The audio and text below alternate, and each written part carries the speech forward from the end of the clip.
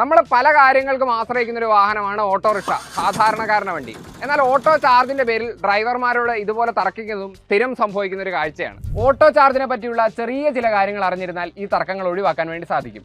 ഓട്ടോയിൽ യാത്ര ചെയ്യുന്നതിന് സർക്കാർ നിശ്ചയിച്ചിരിക്കുന്ന മിനിമം കൂലി 30 രൂപയാണ്. 1.5 കിലോമീറ്റർ ദൂരമാണ് ഈ തുകയ്ക്ക് യാത്ര ചെയ്യാൻ കഴിയുന്ന ദൂരം. മിനിമം ചാർജിൽ യാത്ര ചെയ്യാൻ കഴിയുന്ന ദൂരം കഴിഞ്ഞാൽ ഓരോ കിലോമീറ്ററിനും നൽകേണ്ടത് 15 രൂപയാണ്. അതായത് 100 മീറ്റർ സഞ്ചരിക്കുന്നതിനുള്ള തുക 1 രൂപ 50 പൈസ.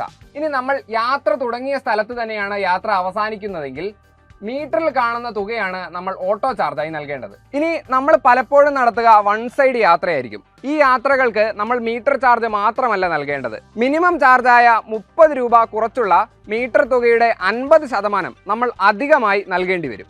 അതായത് നിങ്ങൾ യാത്ര ചെയ്യുന്നത് 3.5 കിലോമീറ്റർ ആണെന്ന് കരുതുക. മിനിമം ചാർജായ 30 രൂപയ്ക്ക് പുറമെ നിങ്ങൾ നൽകേണ്ടത് 30 രൂപ കൂടിയാണ്, മൊത്തം 60 രൂപ. ഇതിൽ നിന്ന് മിനിമം ചാർജ് കുറച്ചുള്ള മീറ്റർ ചാർജിലെ തുക 30 രൂപ. ഇതിൻ്റെ 50% 15 രൂപ.